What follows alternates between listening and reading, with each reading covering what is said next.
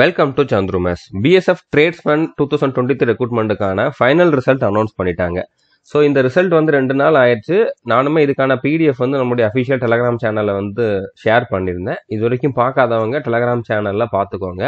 இந்த வீடியோவில் என்ன பார்க்க போகிறோம் அப்படின்னா, இந்த ரெக்ரூட்மெண்ட்டுக்கான ஃபைனல் கட் ஆஃப் எவ்வளோ இருந்துச்சு, இதுக்கப்புறம் என்ன ப்ராசஸ் இருக்கும் அப்படிங்கிறதான் பார்க்க போகிறோம். ஸோ வீடியோவை ஸ்கிப் பண்ணாமல் ஃபுல்லாக பார்த்துட்டு அதுக்கப்புறம் உங்களுக்கு எதுவும் டவுட் இருந்தால் கமெண்ட் பண்ணி கேளுங்க. ஸோ செலக்ட் ஆன எல்லாருக்குமே வந்து கங்க்ராச்சுலேஷன்ஸ். நம்ம ஸ்டூடெண்ட்ஸ் கண்டிப்பாக இதில் நிறைய பேர் செலக்ட் ஆகிருப்பீங்க. ஏன்னா இந்த ரெக்ரூட்மெண்ட்டுக்கு நம்ம ஒவ்வொரு அப்டேட் வர்றப்போவுமே வந்து அதை பற்றி வீடியோ கொடுத்துக்கிட்டே தான் இருந்திருந்தோம். மற்ற சேனல் பார்த்தீங்கன்னா உங்களுக்கு அந்த நோட்டிஃபிகேஷன் வந்த டைமில் மட்டும்தான் கொடுத்துருப்பாங்க. ஆனால் ஒவ்வொரு அப்டேட் வர்றப்போ ஃபிசிக்கலுக்கு, மெடிக்கலுக்கு, ஒவ்வொரு அட்மிட் கார்டு வர்றப்போ அதுக்கான வீடியோ கொடுத்த சேனல் நம்மளாக தான் இருப்போம். அது மட்டும் இல்லாமல் இதுக்கான A to Z கம்ப்ளீட் சிலபஸுமே நம்ம வந்து கொடுத்துருந்தோம்.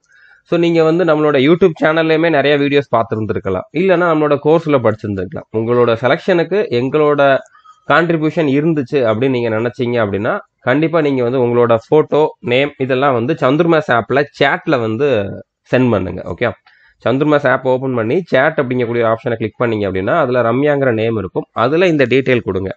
நீங்கள் வந்து இப்போ நம்ம கோர்ஸில் பே பண்ணி படிச்சிருந்தீங்க அப்படின்னா நம்ம செலக்ட் ஆன எல்லாருக்குமே 100% ரீஃபண்ட் வந்து கொடுத்துக்கிட்டு இருக்கோம். நீங்கள் பே பண்ண அமௌண்ட் வந்து ரீஃபண்ட் கொடுத்துருவோம். பே பண்ண அமௌண்ட்டில் 75% தான் எங்களுக்கு வரும். ஓகே, அந்த அமௌண்ட் என்னவோ அதை வந்து உங்களுக்கு கொடுத்துருவோம். ஸோ அது நீங்கள் ரீஃபண்ட் வேணும் அப்படின்னு நினச்சிங்க, நேம் ஃபோட்டோவோடு சேர்த்து இதுக்கு அப்பாயின்மெண்ட் ஆர்டர் இருக்காது அப்படிங்கிறனால, இன்னும் வரல அப்படிங்கிறனால நீங்கள் என்ன பண்ணுங்கள், ரிசல்ட்டில் உங்களோட நேம் இருக்கும்ல, ரிசல்ட் இருக்கக்கூடிய அந்த பிடிஎஃப்ல உங்களோட நேம் இருக்கும்ல, அந்த நேம் இருக்கக்கூடிய பேஜை வந்து ஸ்க்ரீன்ஷாட் எடுத்து அனுப்புங்க. ஓகே, அந்த ஃபோட்டோ. அதுக்கப்புறம் அது நீங்கள் தான் அப்படிங்கிறதுக்கான ஒரு ஐடி ப்ரூஃப். ஓகே, உங்களுடைய ஆதார் கார்டு இல்லைன்னா ஏதாச்சும் ஒரு ஐடி ப்ரூஃப் வந்து அதையும் ஃபோட்டோ எடுத்து அனுப்புங்க. ஓகே, இது வந்து கன்ஃபார்ம் பண்ணுறதுக்காக தான், இது நீங்கள் தான் செலக்ட் ஆயிருக்கீங்க அப்படின்னு சொல்லி. அதுக்கப்புறம் ரீஃபண்ட் வந்து உங்களுக்கு எந்த அக்கௌண்ட்டுக்கு வேணுமோ அந்த அக்கௌண்ட்டுக்கான யூபிஐ ஐடி அனுப்புங்க.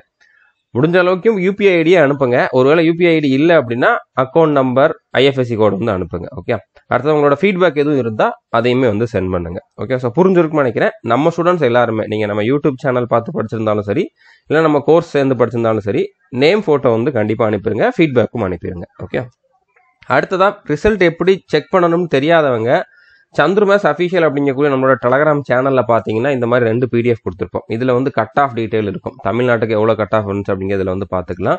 இதில் வந்து யாரெல்லாம் செலக்ட் ஆனாங்களோ அவங்களோட லிஸ்ட் வந்து ஸ்டேட் வைஸ் இருக்கும். மேலே ஸ்டேட்டோட நேம் இருக்கும்.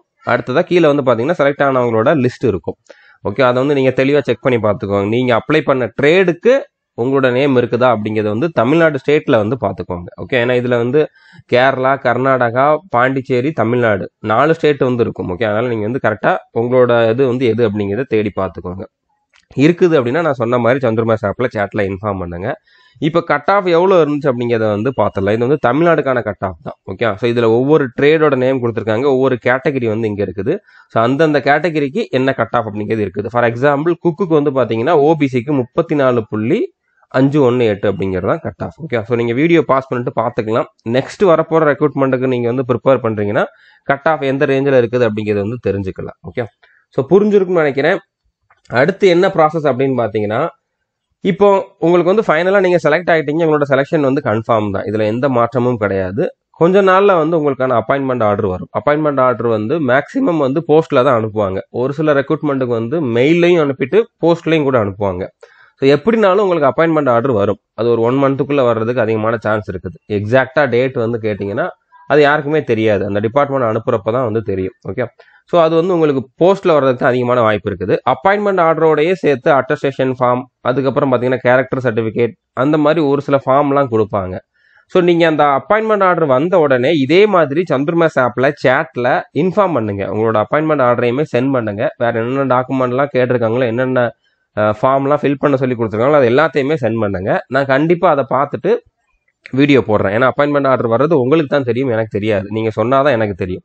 ஸோ இதெல்லாம் நீங்கள் சென்ட் பண்ணிங்கன்னா அதில் என்னென்ன கொடுத்துருக்காங்க, என்னென்ன ஃபார்ம்லாம் எப்படி ஃபில் பண்ணணும் அப்படிங்கிறதுக்கு நான் வந்து வீடியோ கொடுக்குறேன். ஓகே, மற்ற எல்லா சர்டிஃபிகேட்டுமே வந்து கொண்டு வர சொல்லியிருப்பாங்க. நீங்கள் டாக்குமெண்ட் வெரிஃபிகேஷன் போனப்போ என்னென்ன சர்டிஃபிகேட்லாம் கொண்டு போனீங்கன்னா அந்த சர்டிஃபிகேட் எல்லாம் கொண்டு விட்டு உங்களை வந்து எந்த ட்ரைனிங் சென்டரில் போட்டிருக்காங்களோ அந்த ட்ரைனிங் சென்டரில் வந்து ரிப்போர்ட் பண்ணணும். ஸோ எல்லா டீட்டெயிலுமே உங்களுக்கு அப்பாயின்மெண்ட் ஆர்டரில் வந்துடும். ஸோ அது வரைக்கும் நீங்கள் வந்து வெயிட் பண்ணுங்கள்.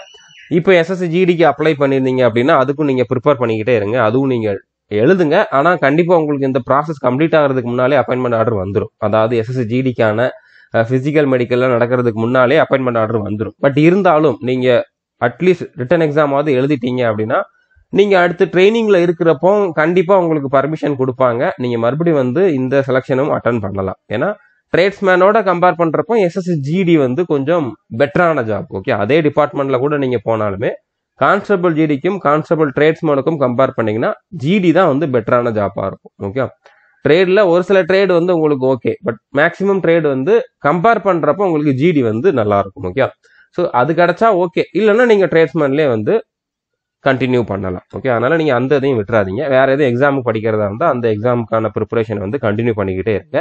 இந்த டைம் வந்து நீங்கள் யூஸ் பண்ணிக்கோங்க. ஓகே, ஸோ புரிஞ்சிருக்குன்னு நினைக்கிறேன். All the best. தேங்க்யூ.